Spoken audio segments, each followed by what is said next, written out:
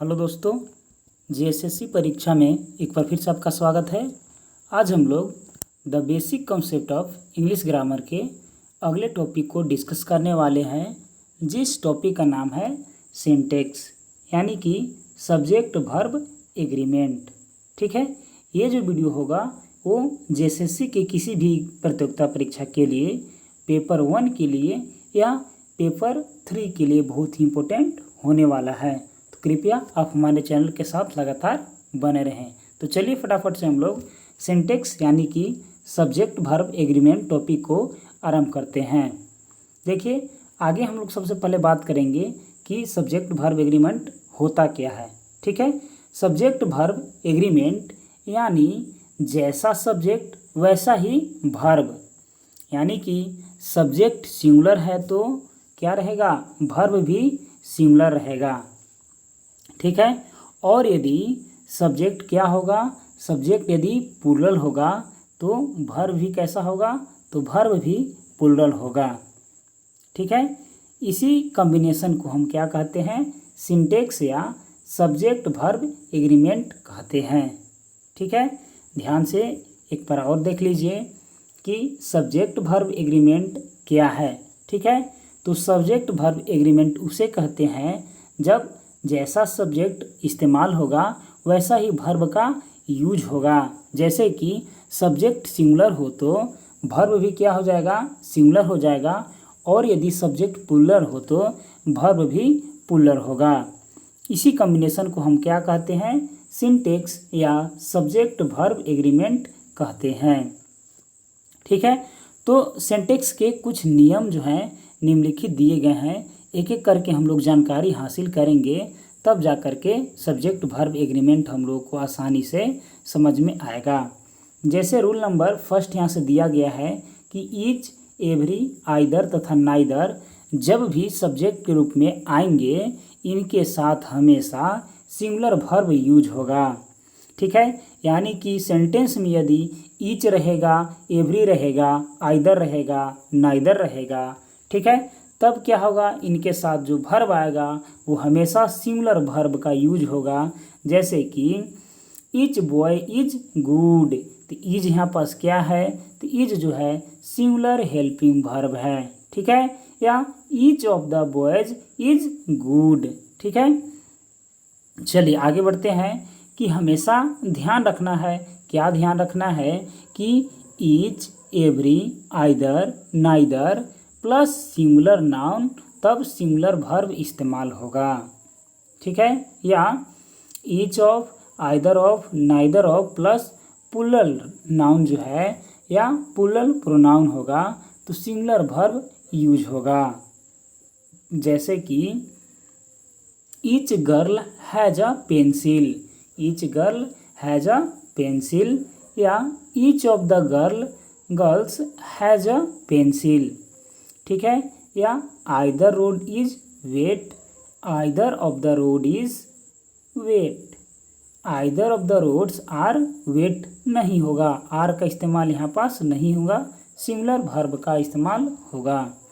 Neither pen is good, neither of the pens is good. ठीक है, चलिए आगे है कि neither of the pens are good नहीं होगा, यानी कि आर का इस्तेमाल यहाँ पास नहीं होगा।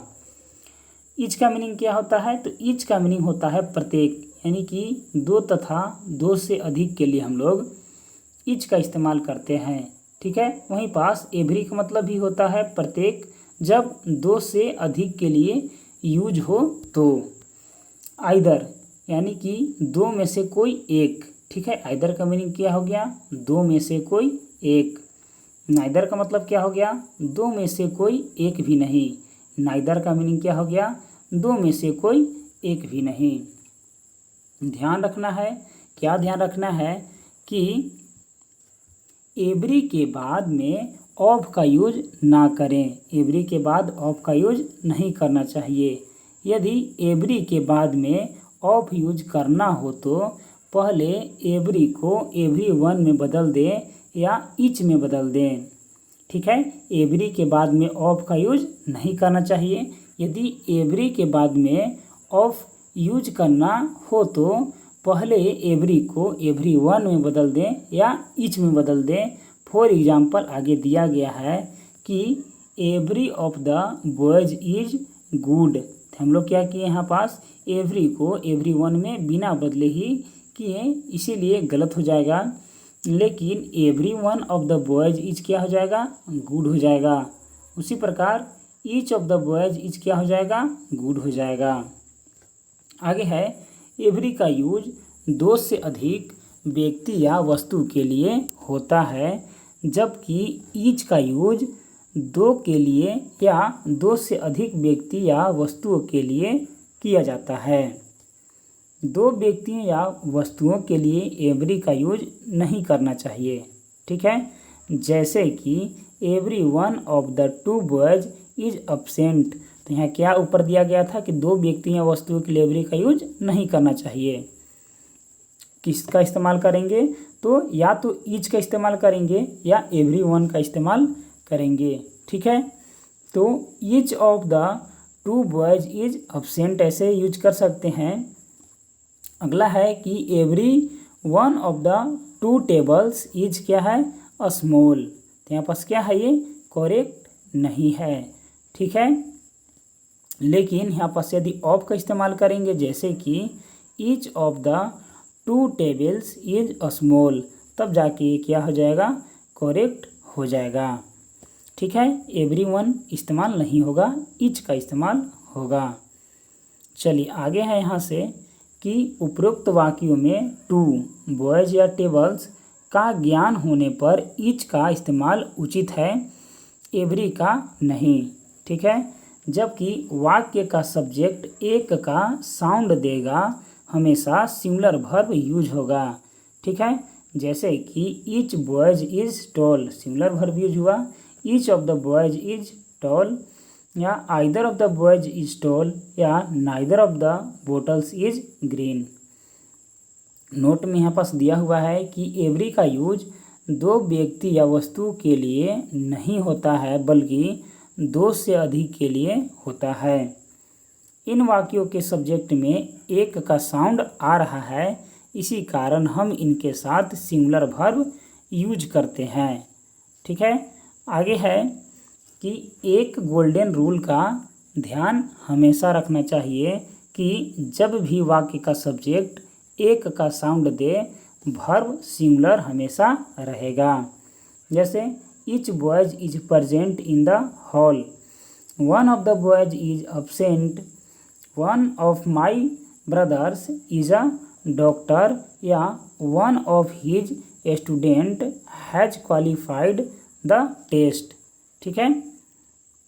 इसके बाद है कि उपरोक्त सभी वाक्यों को सब्जेक्ट से एक का साउंड आ रहा है, इसलिए इन वाक्यों में सिंगुलर वर्ब यूज किया गया है, ठीक है। ऊपर साउंड सब में क्या आ रहा था, सब में एक का साउंड आ रहा था, इसीलिए क्या यूज किया गया है, इसीलिए यहाँ पास वन का यूज किया गया है सिंगुलर वर्ब का उन सभी के साथ, ठीक है।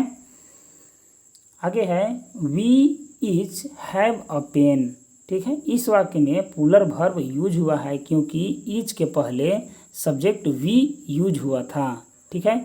इसीलिए पुलर वर्ब का हम लोग यहाँ पास उपयोग किए हैं, क्योंकि ईच के पहले सब्जेक्ट में वी का इस्तेमाल किया गया था। आगे है कि आप इन रूल्स को ऐसे भी याद कर सकते हैं कि यदि ओन रहेगा तो ऑफ, उसके साथ द और नाउन जो है वो पुलर रहेगा, तब सिंगुलर वर्ब इस्तेमाल किया जाएगा। One of the boys is इल।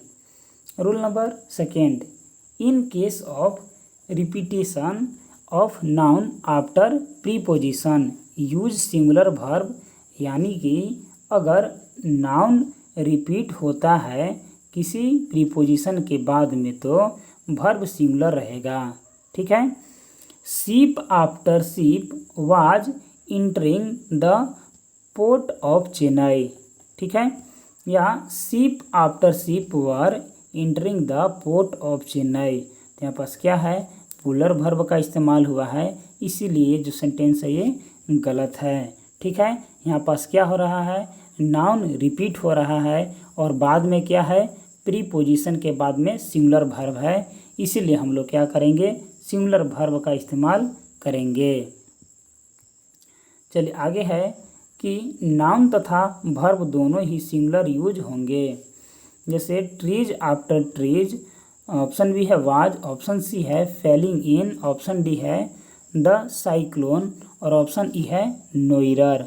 ठीक है, तो यहाँ पास क्या हो रहा है कि नाउन क्या है, ट्री है, रिपीट हो रहा है, प्रीपोजिशन आफ्टर के पश्चात, तो रूल है कि जहाँ पास रिपीटेशन ऑफ नाउन होता है वर्ब सिंगुलर यूज होता है।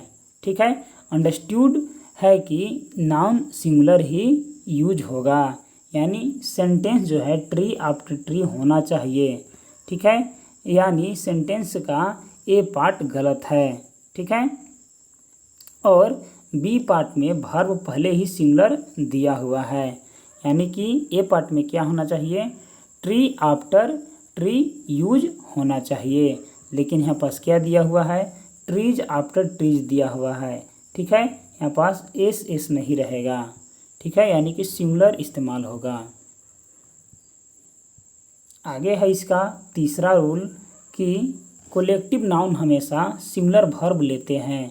जैसे a herd of cows was there in the meadow, या a herd of cows collective क्या है, ये कोलेक्टिव नाउन है। ठीक है, इसीलिए क्या इस्तेमाल हुआ, सिंगुलर वर्ब इस्तेमाल हुआ। चलिए आगे बढ़ते हैं कि इस वाक्य में अ हर्ड ऑफ काउज यानी कि गायों का एक समूह कोलेक्टिव नाउन के रूप में यूज हुआ है, इसके साथ हम सिंगुलर वर्ब यूज करेंगे।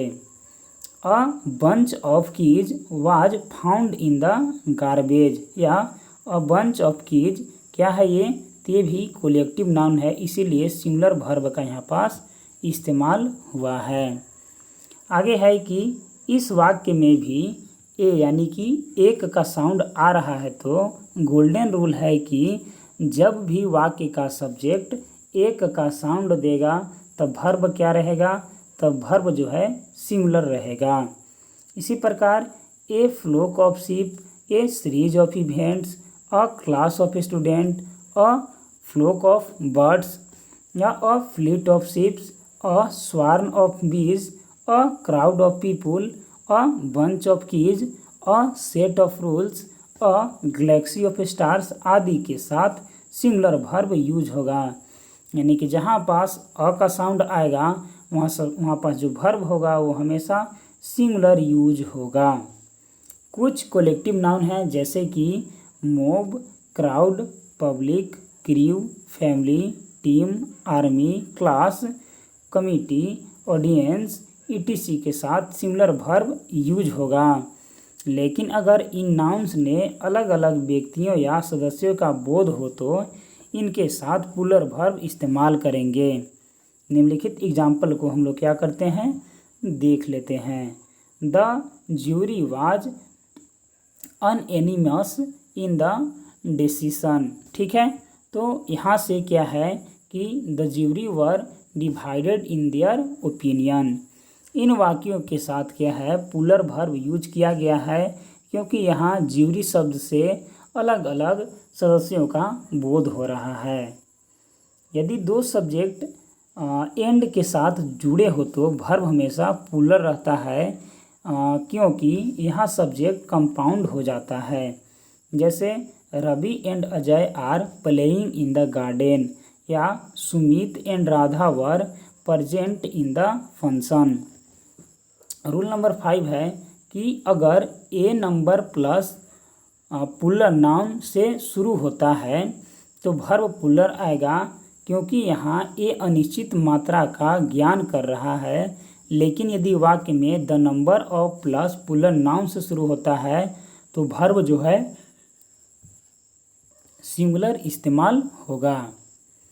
चलिए आगे बढ़ते हैं कि a number of boys are standing in the sequence queue. ठीक है, the number of boys is increasing in the college. ठीक है, जब हम लोग क्या किए, अ लगाए तो यहाँ पास क्या है, प्लूरल वर्ब इस्तेमाल हुआ, और जब द लगाए तब यहाँ पास सिंगुलर वर्ब इस्तेमाल हुआ। यही रूल जो है कि a variety of plus plural noun या the variety of plus plural noun पर लागू होगा। जैसे यदि a variety of plural noun रहेगा तो पुलर वर्ब इस्तेमाल होगा, लेकिन जब the variety of plural noun रहेगा तब सिंगुलर वर्ब इस्तेमाल होगा। Rule number 6, following pairs of word always take singular verb. जो निम्न जोड़े में जो शब्द दिए गए हैं उनके बाद वर्ब जो है सिंगुलर यूज होता है। ठीक है, जैसे rice and curry, bread and butter, crown and glory, age and experience. आगे है hammer and sickles, horse and carriers, और बैग एंड बैगेज, और crown and glory, eggs and bacon, sum and substance, rise and fall, long and short, slow and steady. Age and experience goes hand in the hand. ठीक है, तो यहाँ पास क्या हुआ, puller verb इस्तेमाल हुआ, लेकिन रहता कि age and experience go hand in the hand तब गलत हो जाएगा, क्योंकि सिंगुलर वर्ब यहाँ पास इस्तेमाल हुआ है, पुलर वर्ब का इस्तेमाल होना सही होगा। आगे है कि डियरंट या निडंट के बाद टू का इस्तेमाल न करें, क्योंकि निगेटिव फॉर्म में ये दोनों शब्द मॉडल्स के रूप में काम करते हैं। जैसे कि ही डेरंट टू स्पीक्स द टीचर, तो ये क्या है, गलत है, लेकिन ही डेरंट स्पीक द टीचर ये क्या है, सही है।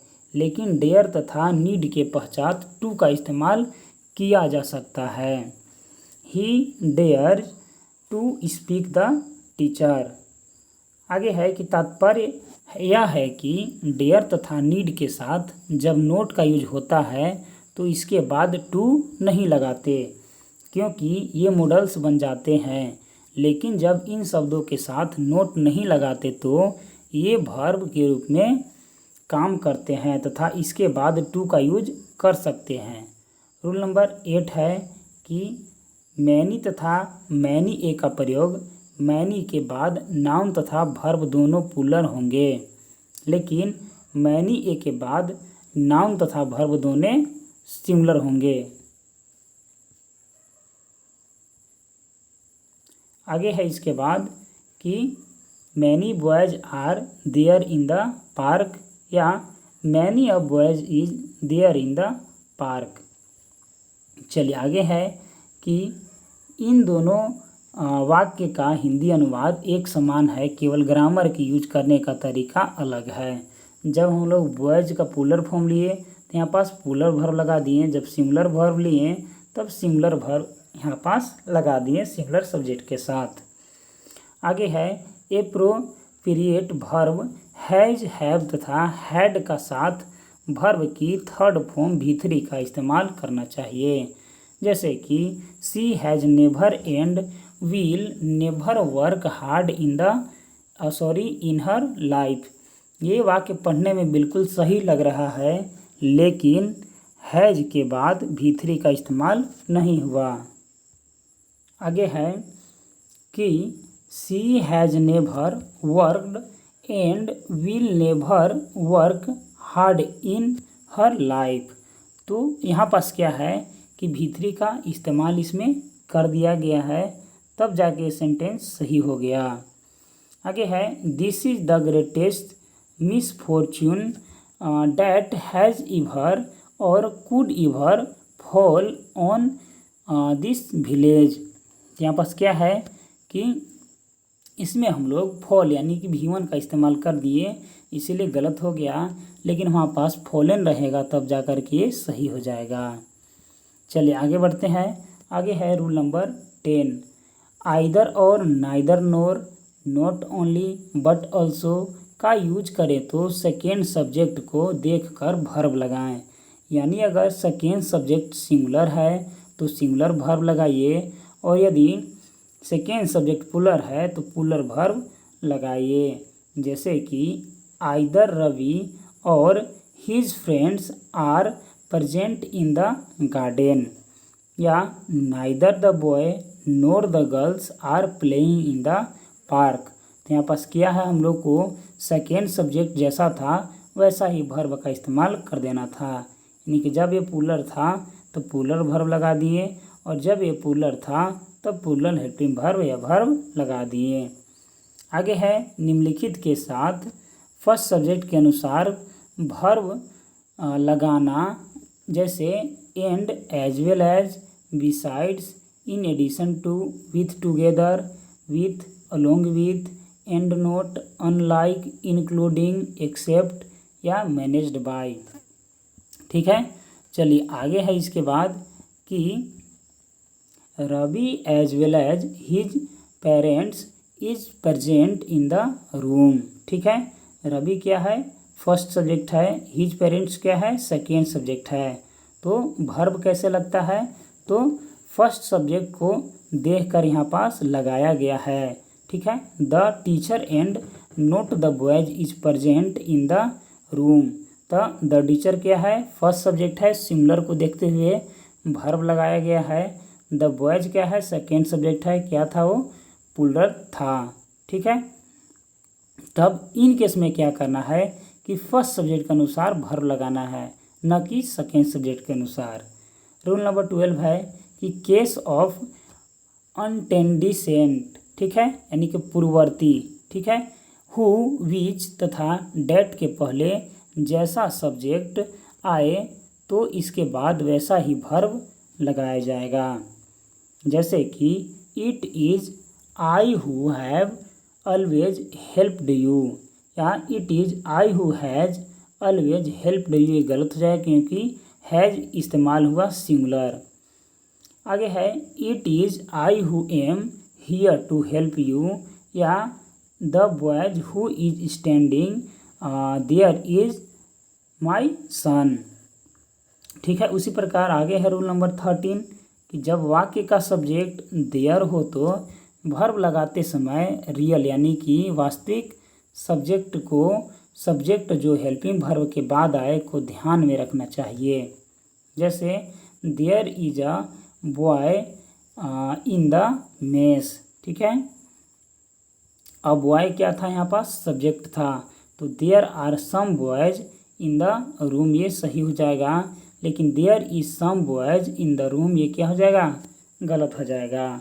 इसी प्रकार there is numerous reasons to doubt his honesty, ये गलत हो जाएगा। ठीक है, और वहीं पास there are numerous reasons to doubt his honesty, ये क्या हो जाएगा, सही हो जाएगा, क्योंकि यहाँ पास सिंगुलर यूज हुआ है, ये गलत है, प्लूरल यूज हुआ इसीलिए सही है। चलिए आगे बढ़ते हैं। आगे है कि अगर वाक्य का सब्जेक्ट एक ही क्लाउज हो तो वर्ब सिंगुलर यूज करेंगे, लेकिन यदि वाक्य के सब्जेक्ट के रूप में दो क्लाउज का प्रयोग हो तो वर्ब प्लूरल यूज करेंगे। जैसे कि what she thinks is difficult to guess. ठीक है, आगे है कि वाट सी थिंग्स क्या है, क्लाउज है, what she thinks and what she speaks are difficult to guess. ठीक है, आगे है यहाँ से कि जो वाक्य दिए गए थे इस वाक्यों को इस प्रकार देखें, what they say and think are no business of mine, what they say and think is no business of mine. ठीक है, तो यहाँ पास एंड इस्तेमाल हुआ इसीलिए प्लूरल वर्ब इस्तेमाल कर देंगे। यदि दो सिंगुलर नाउन एंड से जुड़े हो तो तथा उनके केवल एक व्यक्ति होने का बोध हो तो आर्टिकल्स का यूज प्रथम नाउन के साथ होगा तथा सिमिलर जो है वर्ब इस्तेमाल होगा। यहाँ पास नोट है कि आर्टिकल के बदले possessive adjective my, our, your, his, her, etc का यूज हो सकता है। जैसे the manager and cashier is present in the bank. ठीक है, तो द क्या था, आर्टिकल था, मैनेजर क्या है, नाउन है, कैशियर क्या है, नाउन है, और इज क्या है, सिंगुलर वर्ब है। यानी जो व्यक्ति मैनेजर है वो ही कैशियर है, यहाँ केवल एक व्यक्ति के होने का बोध हो रहा है। A manager and cashier are present. तो यहाँ पास क्या हो जाएगा कि द क्या है आर्टिकल्स है, मैनेजर क्या है नाउन है, कैशियर क्या है नाउन है, लेकिन दोनों नाउन्स के पहले आर्टिकल्स द का यूज हुआ है। ये इशारा करता है कि मैनेजर जो है अलग है और कैशियर जो है अलग है। चलिए आगे है कि इस रूल के ऊपर एक क्वेश्चन और समझना है, जैसे कि the principal and peon were present in the garden, यानी कि अ पार्ट में एरर है क्योंकि आर्टिकल्स का यूज एक ही बार हुआ है, तो शो करता है कि प्रिंसिपल प्यून भी है, ऐसा तो पॉसिबल नहीं है, तो हम प्यून के पहले भी द का यूज करेंगे। जब दो चीज़ के एक होने का संभावना ना हो तो आर्टिकल्स अलग अलग उपयोग करना चाहिए, क्योंकि या तो प्रिंसिपल होगा या तो प्यून होगा, प्रिंसिपल प्यून नहीं हो सकता है। इस कंडीशन में आर्टिकल जो है दोनों जगहों पर यूज किया जाएगा। आगे है रूल नंबर 16 कि मैनी ऑफ, सेवरल ऑफ या अ फ्यू ऑफ तथा द मेजॉरिटी ऑफ के बाद नाउन तथा वर्ब दोनों पुलर होंगे। Many of the student were absent या the majority of the boys have attended to meeting. ठीक है। रूल नंबर 17 है कि a lot of, lots of, a great deal of यानी कि बहुत तथा प्लेंटी ऑफ के बाद पुलर काउंटेबल नाउन हो तो पुलर वर्ब का यूज करेंगे, लेकिन अगर इन शब्दों के बाद अनकाउंटेबल नाउन हो तो सिंगुलर वर्ब का यूज करना चाहिए।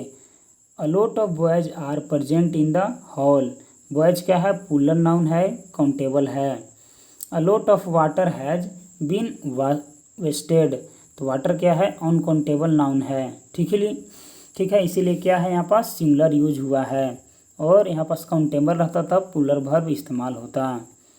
अ great deals of toys were purchased या a great deal of money was purchased. चलिए आगे बढ़ते हैं। आगे है रूल नंबर 18, अगर वाक्य के शुरू में 2 ऑफ या 3 ऑफ, 4 ऑफ आदि सब्जेक्ट हो तो नाउन तथा वर्ब दोनों पुलर होंगे।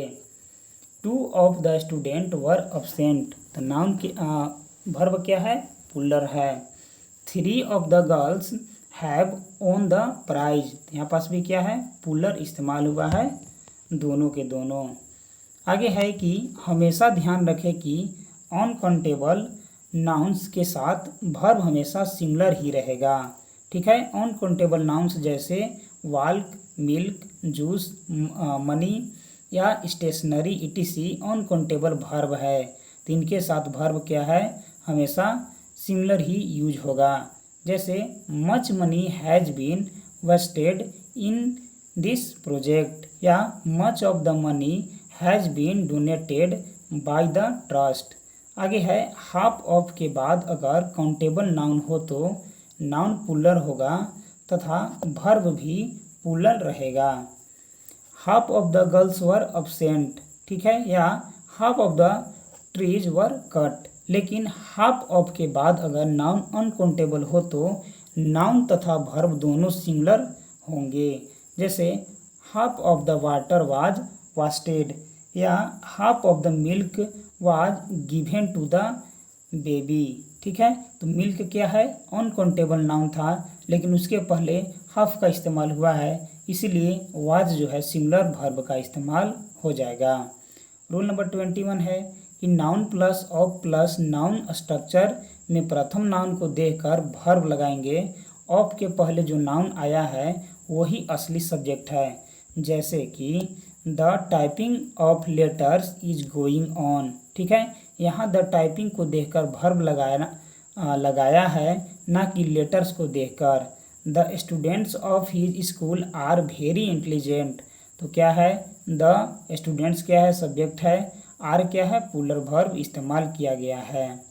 या the luggage of the players were very heavy या the luggage of the player were very heavy, तो यहाँ पास क्या है ये गलत है क्योंकि पुलर इस्तेमाल हुआ है। क्या करना है कि आगे वाला जो सब्जेक्ट है उसके अनुसार लगाना है वर्ब को। आगे है रूल नंबर 22 कि मोर देन के बाद यदि पुलर नाउन हो तो पुलर वर्ब का यूज करें, लेकिन मोर देन के बाद सिंगुलर नाउन हो तो सिंगुलर वर्ब इस्तेमाल होगा। जैसे more than 10 girls were absent in the classroom, तो यहाँ पास क्या था, 10 पुलर था, इसीलिए हम लोग पुलर वर्ब का इस्तेमाल किए।